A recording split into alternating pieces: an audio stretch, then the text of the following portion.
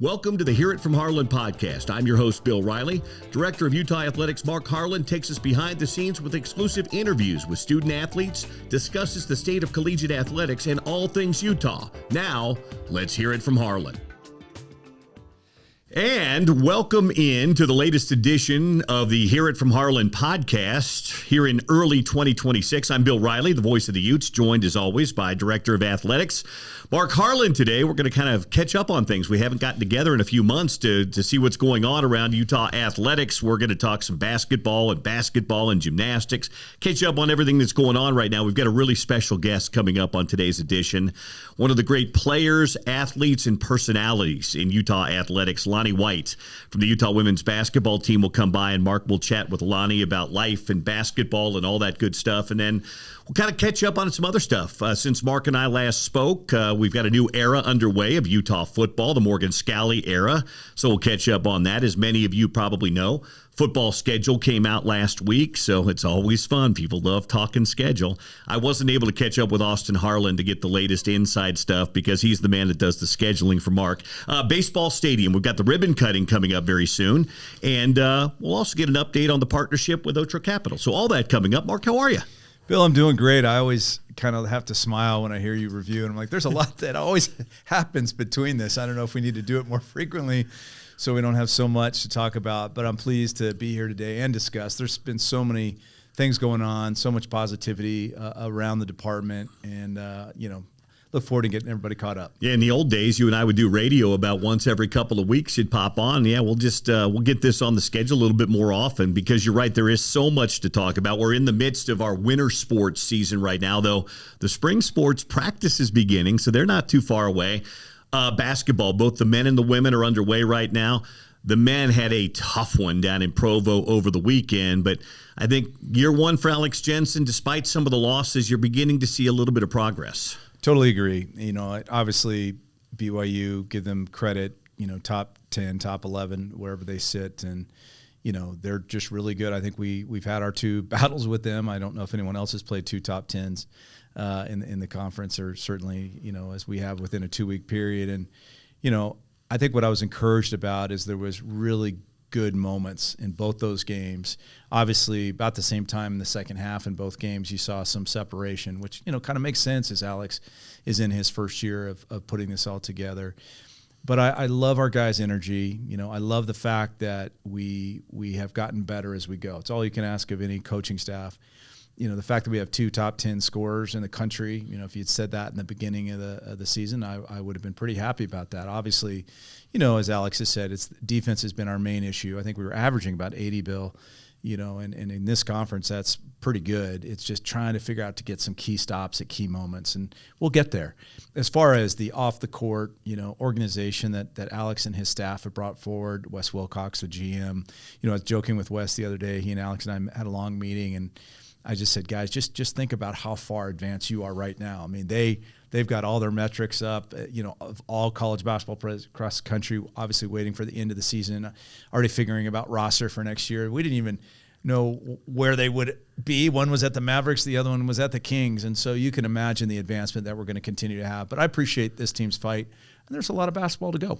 And as we all know, as the college model becomes more and more in many ways like the pro model of sports, having guys that have great experience in roster building on the pro level, having a general manager in Wes Wilcox who has done this, having a coach in Alex Jensen who has coached on that level, because that's kind of the model that we're on, it really helps in that roster building, looking toward it, because you're always looking toward the future.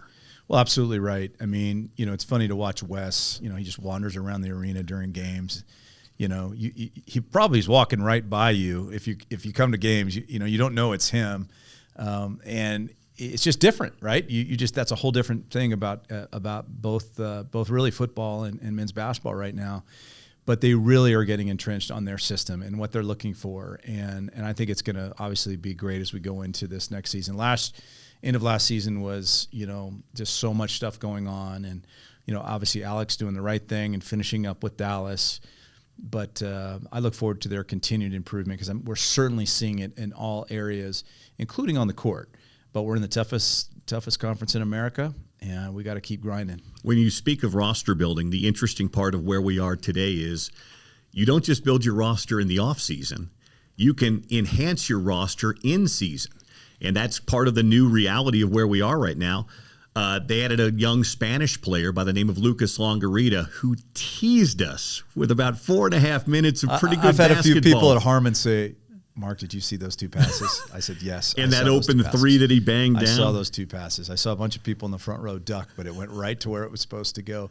Listen, coaches hate to talk about luck. Athletic directors hate to talk about luck. But, obviously he got a little injured. We hope to see him back soon. But, 3 minutes in, he's out. I would love to have him on the court this last Saturday. But again, things will fall together as they often do. And certainly we had another, really tough injury at the beginning of the year that kind of threw off the rotation, but it'll come together. I appreciate everybody.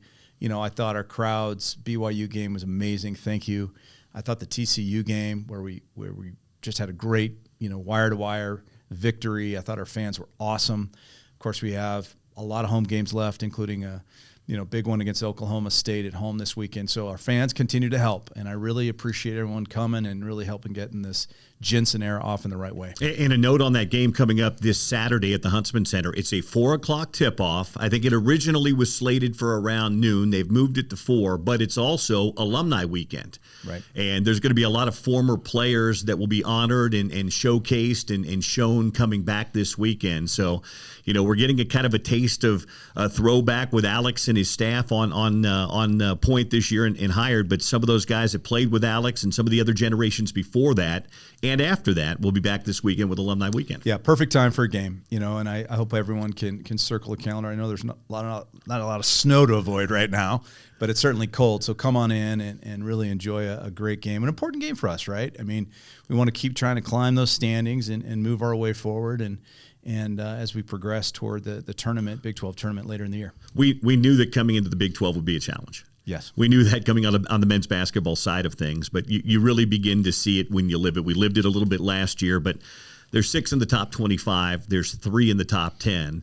And Texas Tech might be as good as any of them, and they were just outside the top 10. So this conference, and you look at it across the country, everybody can make a case for their league, but I'm not sure anybody at the top, Mark, at least the top 5 or 6 or 7 teams, is better than the Big 12. There's really no argument. I'm sure there always is, but I don't see one. Last year, you could argue the SEC, they had a historic year, but the Big 12 is right back to where it needs to be. And just getting back to Texas Tech, I thought we played great there, Bill. I know you were there in Lubbock, got away from us a little bit at the end. KD was a little bit slowed by some nagging things and wasn't able to be himself. You saw when he's feeling good what he did in Provo. So, again, we fought. And I was talking to their AD. I wasn't able to go to the game, and he said, man, you guys got some. I said, yeah, right? We just got to get a few more parts and continue to work well. But we're going to crack through and get one of these big teams, I think, coming up soon. So Alex is in his first year. Gavin Peterson is in his second year. And the Utah women are having a really nice year this year, 14-6 overall, right smack and dab in the middle of the Big 12 race right now at 5-3. I think Gavin's put together a really interesting roster, Mark, because you've got the vets. You're going to talk to Lonnie White coming up here in a few minutes. Maddie Wilkie, Reese Ross, these players who have been around the program a little bit. But then you sprinkle in some really talented young players. L.A. Sneed at point guard. Avery Helmstead at the shooting guard. Evelina Otto in the front court who's doing some nice things too. He's got a really nice mix, and they're still playing that really fun brand of wide open, run the court, spread it, shoot the three basketball. Yeah, I totally agree. And you got to remember also legendary players that wrapped up their time here at Utah. Obviously, Gianna is now at UCLA, and Jenna's on our coaching staff. So to bring that new talent in, mixed with those great seniors, and again, I'll ask Lani about everything and how's it going, but boy, when they're on and they're sharing the ball, it is so fun to watch. And I've really been impressed by how they've won on the road. This is a tough conference to win, but it's a really tough conference to win on the road. I mean, they've won in Tucson, right, which has traditionally been a real difficult place for us. And I think we swept the Kansases on the road, and Kansas has really bounced back and had some big wins since then. We've had some really big-time teams come here that have caused us some problems, but we also beat TCU here, who I think is one of those ranked teams you talked about. So really fun basketball. Really appreciate we're getting really good crowds. Had a great crowd on Saturday. We got a game tomorrow night We'll ask Lani about that too, against another top 20 West Virginia team. So, yeah, really impressed with Gavin. You can kind of see, it's his second year, but he kind of started in November on his first year, didn't do all the prep on that, just kind of took the ball. This is now his team in terms of all the prep, all the work that went on all year, and you're really starting to see it. It's West Virginia Tuesday night at the Huntsman Center of this week, depending on when you're listening to this podcast, and then they go on the road Saturday down to Provo for what's always a fun, tough rivalry game. Improving BYU team that has a new coach as well, and so that game will be fun. By the way, too, it's way early. We're in late January, so it doesn't mean anything yet. But these guys that do bracketology, they're pretty good at it. Lenardi's done it for years. Jerry Palm on the men's side. Charlie Cream does it on the women's side. As of taping of this podcast, Utah's a tournament team. Right, because they've played a tough non-conference schedule, had some good wins in that period, and again, we're above 500 in the league with good road wins, which the committee always appreciates. But to your point, so much work ahead. But this team is ready for it. Now they're banged up, like a lot of teams are this time of year. We got to get healthy, but I'm excited about what's to come. The other winter sport going on right now, and they're again in their first month of competition. Red Rocks. 6-3 over the weekend, got a hard-earned win, as they like to say, on the road at Iowa State. They've met some good competition early. They opened with a tri-meet, Minnesota, Iowa, both ranked teams, and of course the Murderers Row that is the Sprouts Invitational, and then they won the in-state. So they're off and rolling right now. What have you made of what you've seen from Carly Sky? Listen, I love the Red Rocks. I've been able to be in person now a few times. I think if Carly was here, she'd say it's time to translate what's happening in the Dumpke to the meets, and which tells me and our fans who are so loyal to follow that program, they know that we got something special.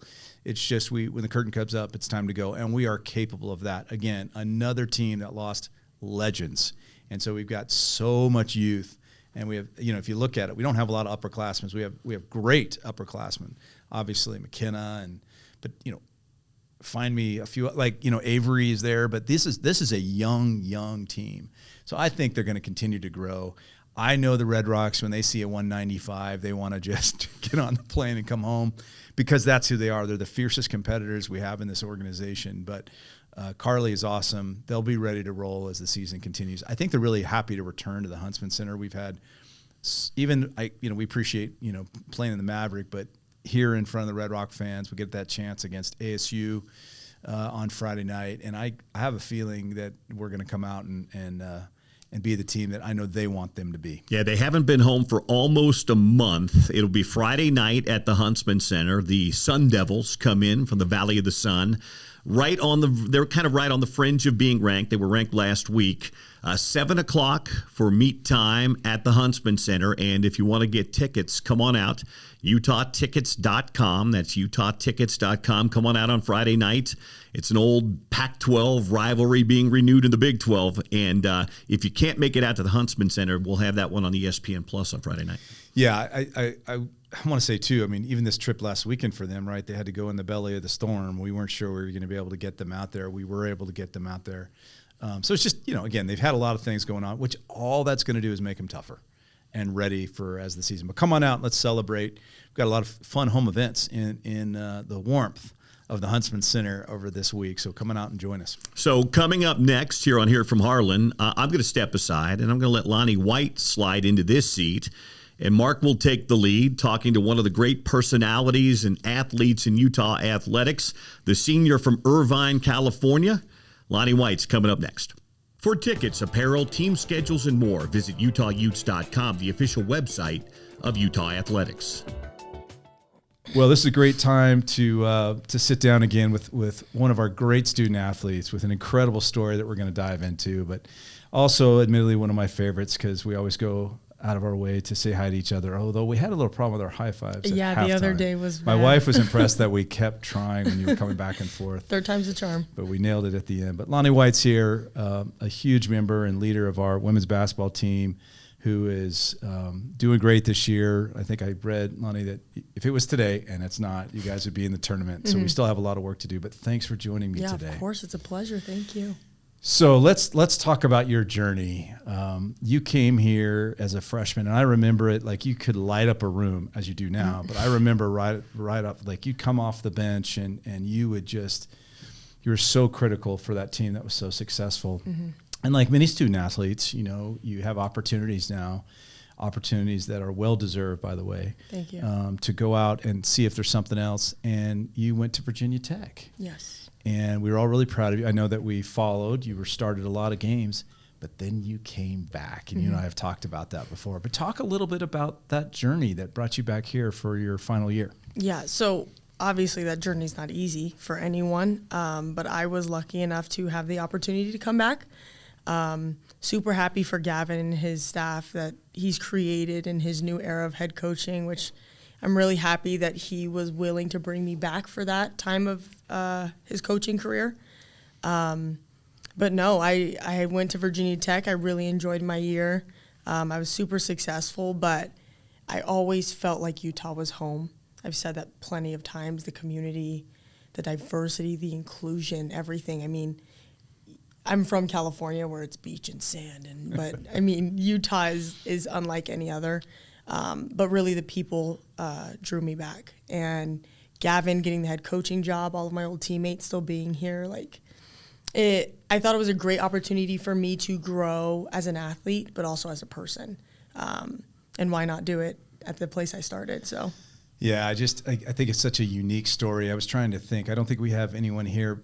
We've had a football player or two, I think, come back, but I can't remember in the two basketballs. But the fact that you came back, I think, was really gratifying to so many around the program because they loved you. You leaned into everything while you were here, and you were all in. Great student.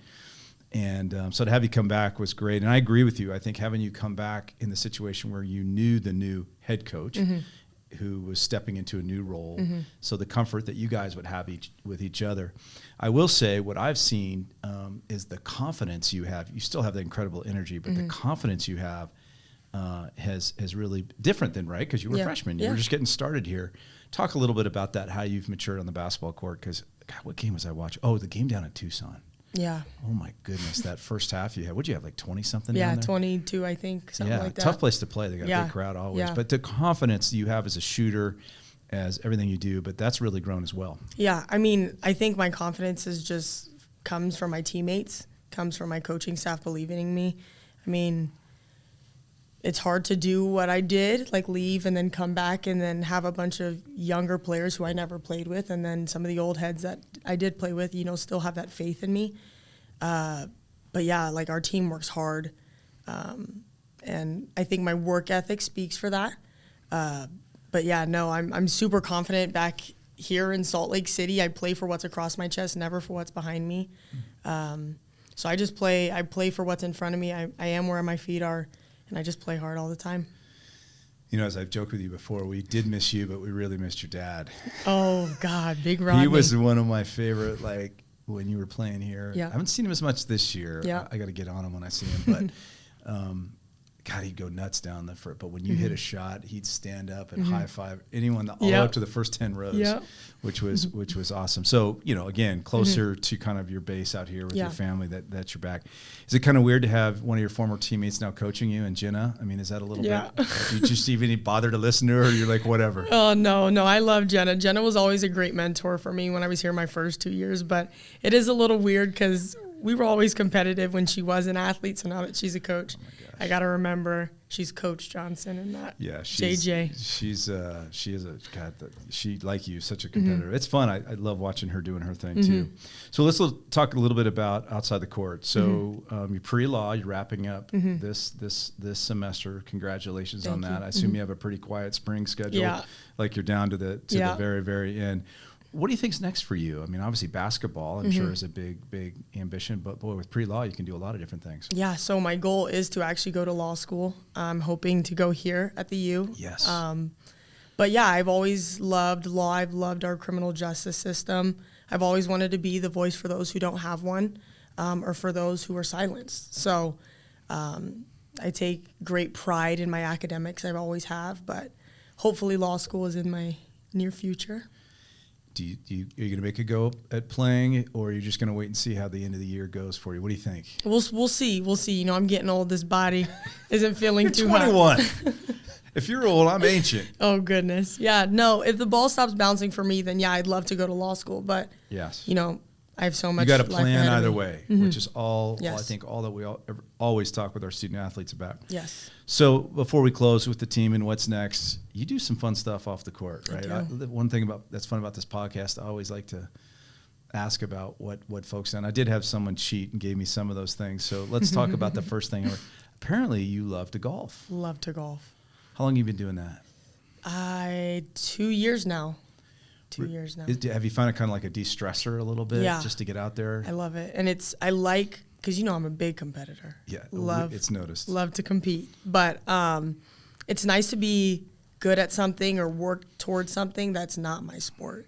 And I think just kind of being out there, outdoors, Yep. on the green, hopefully. But no, golf is a lot of fun. Hopefully, if I can get there.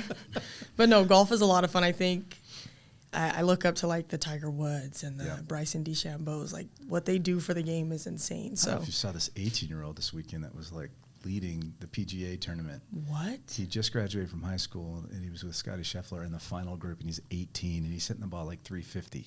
How far do you hit the ball? Oh, driver like Yeah. 170 if I'm lucky. It's not bad for someone that just started playing. I'm looking at 2 Bill years. Riley over there. Well, 2 years is fair. And as I told you before we tape, we'll get you over the indoor, and we'll see what you can do. The other thing that you like to do, which means you and my wife get along, is you like to shop. I do. Where's your go-to places in the Valley that you like to go hang out and shop at and get away? Lululemon. Love to Lululemon. Yes. Love to go to Lululemon. Lululemon. You probably. What about like the Gucci's of the world? Is that Louis Vuitton is my thing, yes. Louis Vuitton? Louis Vuitton, always. Always. Always the real stuff? Always the real stuff. Good. I got the shoes, the rings. Is that a competitive bags. thing too when you go out and shop, or like, or is No. that just pure just? Yeah. I get what I like. I like what I see. Yeah. I love it. Well, let's get back to the team. So you guys are right in the middle of this dogfight that is the Big 12 conference. Actually, what do you think? Because it's you left here, we're in the Pac-12. You come back into the Big 12. What do you think? I think it's crazy. But I think it's a great opportunity for our school as a whole, as a program, to be in the Big 12. Yep. The Big 12 is one of those conferences where any night's going to be difficult. But I love this conference. It's so competitive. Every team works so hard. And, I think it's really great. Our football did good in the Big 12, but, sad that the Pac-12 is gone. But I think the Big 12 is a great conference. Yeah, I appreciate it. It's just your perspective of it, because women's basketball was just like this massive thing in the Pac-12, which arguably was one of the saddest things as I reflect, because just all the Olympians, all the champions. But then I think we've come into this conference in women's basketball. I've been really impressed with the investment and what's going on in women's basketball. Interestingly enough, you guys have really found a way to win on the road. And there's a lot more people on the road, quite honestly, than maybe we saw in the Pac-12 and in the basketballs. What do you attribute that to? You guys have been really, really great on the road. Yeah, well, Coach Gavin's been preaching our mentality going on the road is we're down 10. So that's against referees, that's against their home crowd, elevation. We get to lead. Fighting a deficit right away. Correct. So road games, we just have to have a different mentality, and I think we've shown that. You have to work that much harder away.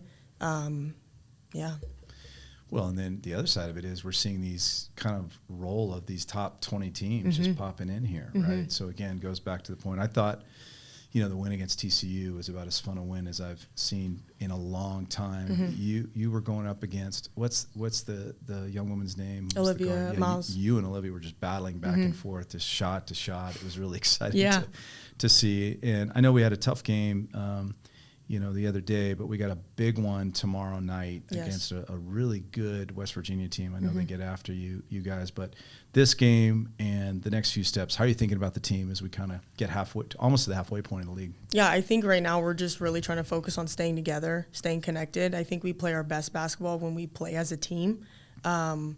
Utah's never been a team of just one player. We've never been an all-star player. We've always been a team of Utah basketball, connectedness, and playing gritty. Not many teams can have that dog in them, and Utah being the underdog in most of these games, like we have nothing to lose. we have everything to prove. So that's our mentality when we go into all of these Big 12 games, but especially West Virginia coming up. I love it, and you can see when you guys are in that mode, and it's quite often. Yeah. It's really fun to watch. Mm-hmm. Ball movement, really aggressive defense, and listen, I wish you guys the best of luck. First of all, Tuesday night, encourage everyone to come out. It's Pink Night. Yes. So we look forward to everyone coming out. And I don't know, I'm trying to think of one other thing. So who are you living with right now? I'm by myself. See, what happens with our seniors? They all just have had it, living with folks, and then live by this. Are you living close by? Yeah. Oh, we all live in the same complex. Oh, you guys are all together. We're all like one. You just need your space. Correct. You know, I'm a big shopper. I need the space. You need to pile up the bags. Yep. Lonnie, thanks so much. Everything you've given this university. We're so grateful that you returned, so grateful that you came here in the first place. But good luck with graduation. Good luck with the rest of the season. Appreciate you so much. Thank you. Thank you guys so much. Thank you. Follow the Utes on social media by searching for Utah Athletics on all social media platforms. How good is Lani White? Well, you know, the job is tough at times, but the job is really easy at times because I'm around student athletes like Lani. I agree with you. She is one of the, just even seeing her in the hallway before we walked in, what's up, player, high-fiving. She's just always energetic. And when she came back, I can't tell you how happy I was when Gavin called me and goes, guess who's coming back? I was just, Charmel and I were just over the moon, and anyone around the program. So I'm glad that we got her on here, and she's been terrific. She's had some games this year that have been, top 10 games in the country by anybody. I think she's going to be a key piece to drive us into the tournament this year with her just willing it to happen, and I'm glad everyone got to see her energy. All right, so as I mentioned at the top of the pod today, Mark, we've had a ton of stuff happen since the last time you and I sat down. Oh, yeah, we just had a new era begin in Utah football. Oh, by the way, the Morgan Scalley era got going in the month of December. We introduced him formally a couple of weeks back. He's filled out a state. Everything's rolling now with this. So obviously you were in the middle of all of that as it went on, but I'm not sure that the era could have gotten off to a better start than what we've launched with. Yeah, I'm so take a deep breath when I think about the whole experience. I guess the thing I can say is when I called him on the 26th and I said, hey, buddy, are you ready to coach this game? And he, what? And and that's a whole nother podcast, Bill, that maybe we'll do 10 years from now. Okay. But the hear his voice and saying, hey, I'm ready. I can do this. And, and the way practices were conducted during the lead up to the game, it was just so efficient, and he just was ready. And I could see just going out. I think he went out there a few times. You could just see at practice that he had command and the joy, both on both sides of the ball. He's taken such pride and excitement to get to know the offensive guys, and it really started, from that moment on. And I love the fact that he was on the sideline. I think it really will bode well for this year that he was able to, have that first game as a head coach, in that environment, to get a great win, kind of broke our streak of bowl losses, which was great. And I told the team when we were there with more, I said, hey, guys, we have not won a bowl game since I've been here. I've been here since 18. And they all, of course, none of them were, what? We haven't won a bowl game. And it just kind of, it was just a great week out there, a lot going on. But I'm so impressed with the staff he's brought in. Obviously, I'm really excited about Kevin on our offensive side of the ball and the team that's coming in there. We've got our general manager pegged. We got all those things. And, you can just see Morgan's really in his element. I had a great meeting with him down in the office. I went to his old office. I'm getting old, Bill. And then I'm like, oh.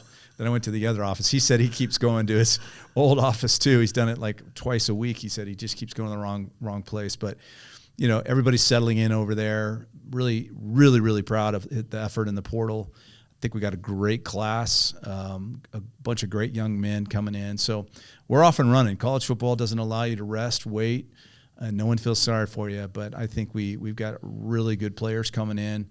And obviously we're most excited certainly about Devin coming back. Yeah, we'll talk about that in a second. The staff that he put together, it's so important when you're a coach to be able to have guys, because it's in football especially, guys that you trust, guys that you're familiar with. And he surrounded himself with guys that he's known, guys that he didn't know but knew of. And Mark, he had to put it together pretty quickly, too, because of the calendar that we have, the crazy calendar we have in collegiate athletics, especially college football. The game ends on New Year's Eve. The portal opens 2 days later, and kids want to know, who am I coming to play for? And I thought Morgan, for having a short window to do it, put together a really good staff. Well, I think it points to the fact that he was ready and had a plan. Whenever it was going to happen, he had a plan. And, obviously, I agree with you that folks that you've worked with, that you know about is important. But I also think he was surgical enough to know on the offensive side of the ball, despite who I know or what have you, we know that the offense that was being run by Jason was really good for our guys, especially our quarterback and the backup quarterback, if he really is a backup quarterback. I ask Bird all the time, what are you? He goes, well, I'm kind of a backup quarterback, but I'm kind of a multi-tool player. I'm like, thank you, Bird.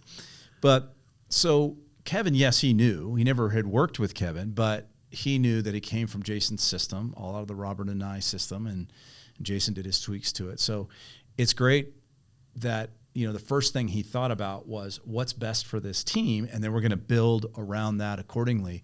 I think Mark staying as our running back coach has been key. Mark was a real glue coach with those running backs, and they got better all year. I always tell Mark, his energy and everything he does for the team. So it's just been great chemistry. I sat in on the interviews with the OC, and Morgan did something really interesting. He had the whole staff that was still here, which was still in that interview. Mm-hmm. It wasn't just Morgan.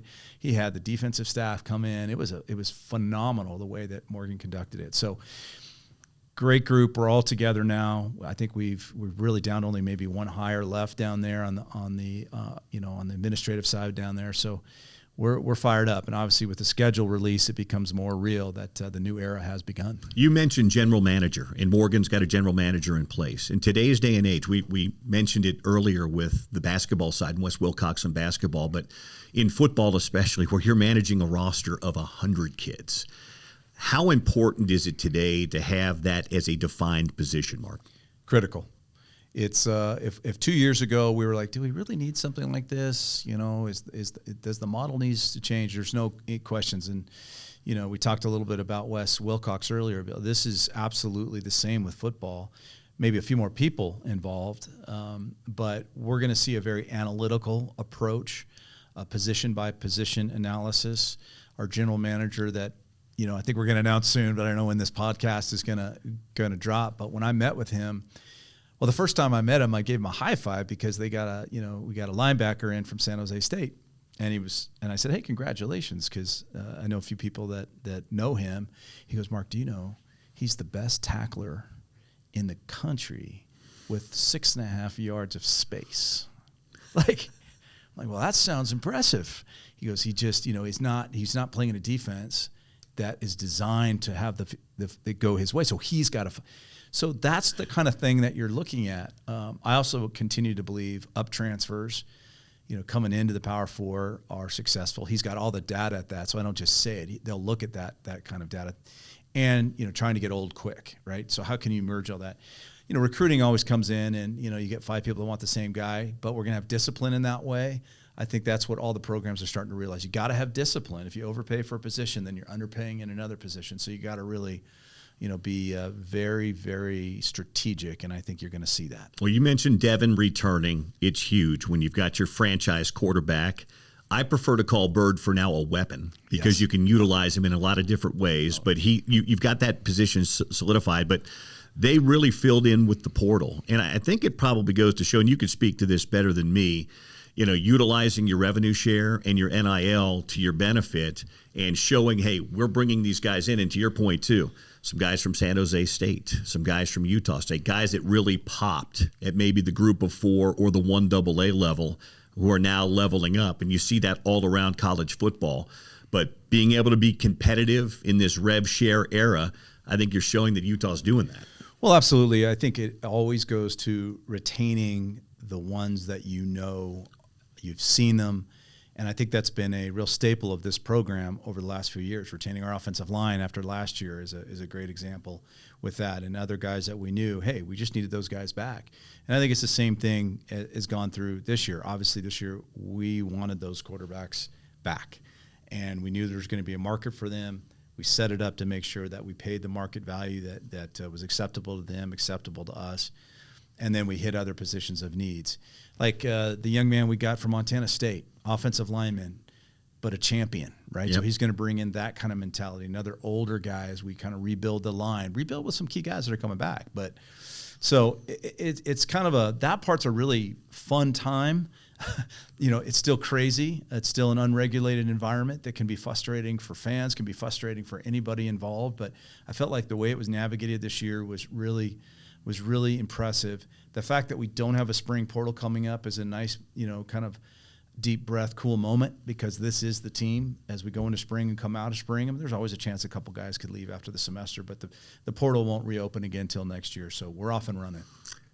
In a perfect world for Mark Harlan, where would you put the portal window? Well, it's so funny. We always try to give a little nuggets in this, and I love football coaches. I've been around them. I was on a football staff, but coaches can't make up their mind. So, for example, the AFCA, I love that group. I was on the football oversight. They were always really helpful. They wanted it here. They wanted it right where it landed. January 2nd. They wanted January, and the reason made a lot of sense, and the reason was because they wanted their team solidified, roster solidified, going into spring football and not worrying about that. Now, there was some that said, well, that's going to kind of be an issue. Two reasons. One, it's during the playoff, and two, school started at a lot of different places. And for a young man to come in the second or third week of the portal, he may have missed 2 to 3 weeks of school. So we had that issue here. We're an early starter, and so we had to get our guys in. Luckily, most of them are all really good students, and so they've integrated well. But I think all the hubbub now that it's expanded to 12, there's more teams now trying to figure it out. So personally, to get back to your question, I'd like it to be after spring. And there's arguments there too. But I think I'd like to have one portal after spring.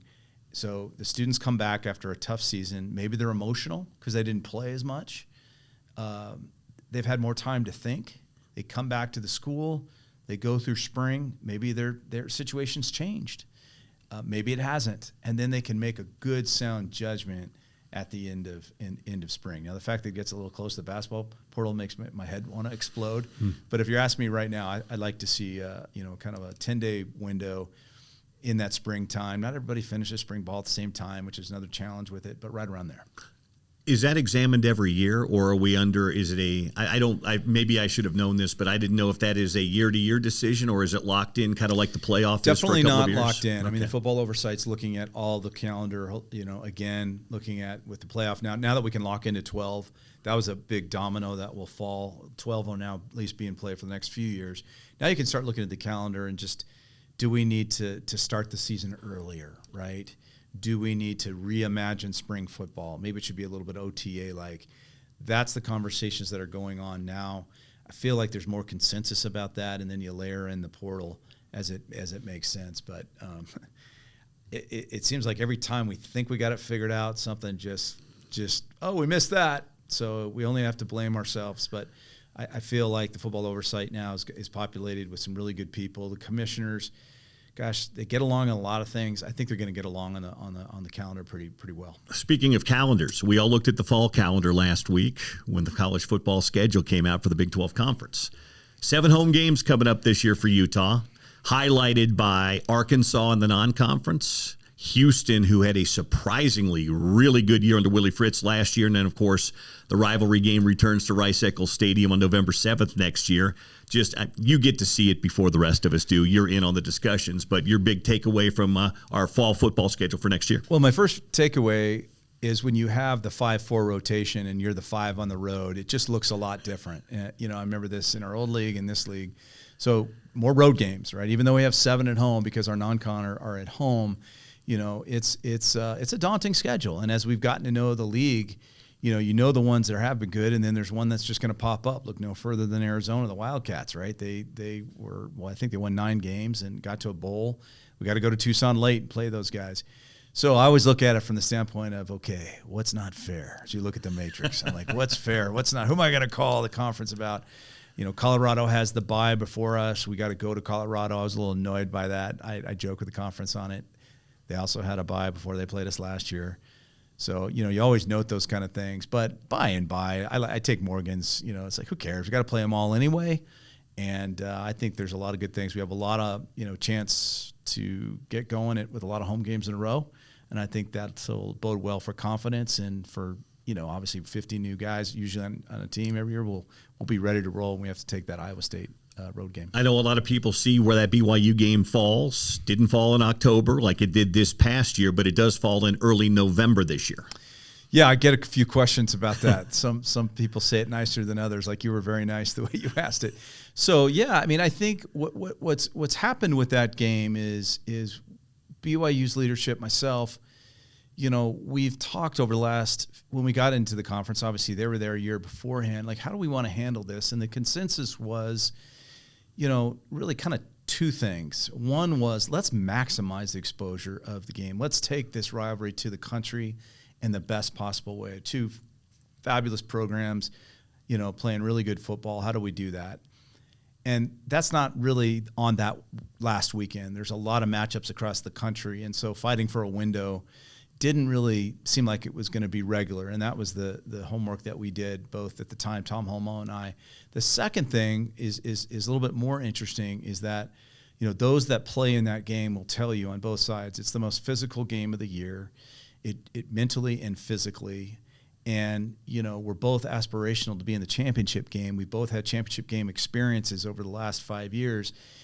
And then, for example, this year, you got to, if the winner advances to that game, you got to play in a quick turnaround on a Friday night. And it's not maybe the most ideal time for us to play. We'll review that. This is going to be the third year of that. The new scheduling, we got one more year after the scheduling, but I think we'll talk with BYU about it. Should we reconsider it? But that's the why. It's not the Big 12, not recognizing the game. Actually, it's the incredible opposite. They've helped us to maximize. Down in Provo last year, we were on Big Fox in the window everybody wants. Big Noon was there, so it accomplished that. So we'll continue to talk about it, but that is the reason why. Just a quick thought. You were on the College Football Playoff Committee this year. You subbed in late. Were you surprised that it stayed at 12 teams again? Was that kind of the buzz that was going around, or the direction the wind was blowing? Well, unfortunately, as I just mentioned, the commissioners agree on a lot of stuff. This one, there hasn't been a lot of agreement. I think the Big 12, I personally thought 16 would be a nice move for it. Being in the room this year, I don't know if this is the first year. I'm sure the data people are looking at it, but this was a year 16 could have been just fantastic. We would have been right in the conversation. Actually, Utah would have just missed out because of the JMU situation of having two group of fives. But, on most years, we would have been in it in the 16. So, obviously, I can't say much as a committee member. I just thought BYU deserved to be in the 12, and I think this would have provided opportunity. The issue is one of the power conferences is just really wanting to go to 24. And to get their vote to go to 16, there was just conversation, as my understanding, I read Ross Dellinger like everybody else, is that, hey, we'll do 16 for a couple of years as long as you go to 24. And I think, that's not the way the overall group wants to go. So we go back to 12. We'll get more data on it. I thought it was a great tournament. The ratings were spectacular. The final game had over 30 million people.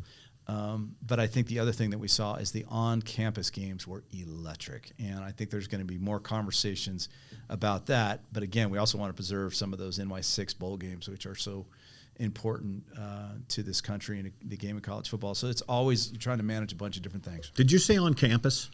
On campus. On campus this year here at the University of Utah. Yes. Got a little baseball facility opening up this year. I had to point to Bill. People that aren't, we're not on YouTube because I don't think I allow it, Paul. I'm not sure. But you segue better than anybody I've ever met. Well, baseball stadium opening. Opening day is March 6th. Grand Canyon will be in here for the opening weekend. But this week, as this podcast drops this week, on Wednesday, the 28th of January, it will be the official grand opening and ribbon cutting of Charlie Montfort Field at America First Ballpark. Yeah, it's really, really exciting. It's been a project a long time coming, a lot of incredible people, organizations that got us to this place. To celebrate with them on Wednesday at the grand opening will be really probably one of the highlights of my 8+ years here. The team was obviously has been practicing out there, but we have been very intentional to keep them out of their locker room. Poor guys have to dress in their car or dress in their locker room over here at the Huntsman area. But they got to go in the locker room last night, and I'm sure it's out on social media. It was pretty cool. And, I'm just really excited for the program. They've been a program that has just always hit above their weight, and I'm excited to see what this is going to go. We've had different people come through the park, and for them to say, gosh, this is better than, when I played professionally at some of the AA parks or the single A parks. So we nailed it. I give a lot of people a lot of credit. The public is allowed to come out, join us, around the 4:00 hour on Wednesday if you want to get a tour and check it out.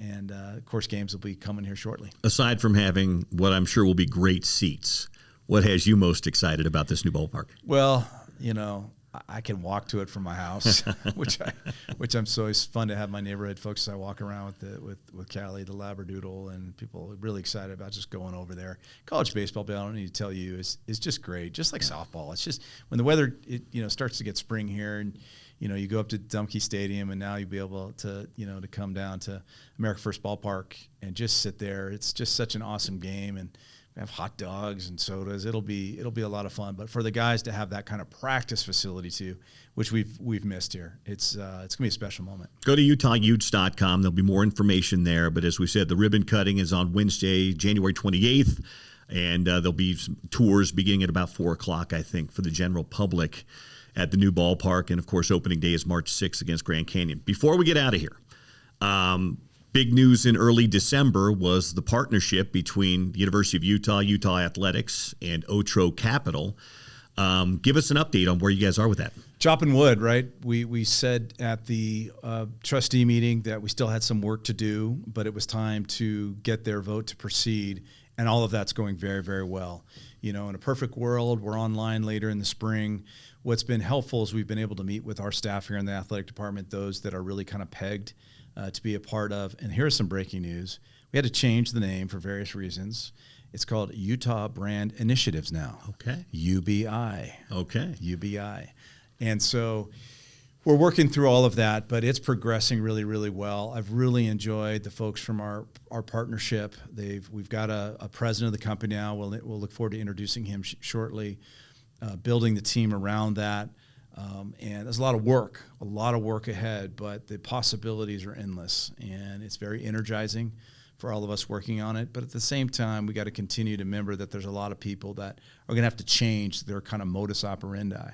But these are important people for us to get into that company and really get after it. And so I think it's going to allow us to really focus, maximize, and then when I think of something like NIL, to really get to where I want us to be, kind of a marketing company in there that our students that want to lean in will really have an opportunity to be a part of significant campus-wide deals and other partners. And I think it's going to really allow us to leapfrog in a lot of different ways. So stay tuned, Utah fans. Utah Brand Initiatives coming very soon with more details on that. And before we know it, we'll be doing this again, Mark. Yeah. Let's not wait, Paul, too much longer than this, because so much stuff's going on. I know. It's great, though. This is a great information and entertainment-filled podcast today. Thanks for sitting down, as always. Thanks, Billy. I appreciate you. And thanks to Nick Bowlerjack for producing things today, and thanks to Lani White for coming by as a special guest. For Mark Harlan, Lani White, Nick Bowlerjack, I'm Bill Riley. We'll talk to you coming up on the next Hear It From Harlan. Go Utes. This has been the Hear It From Harlan podcast. Make sure to follow Utah Athletics and listen all year long as we keep you up to date on the Utes.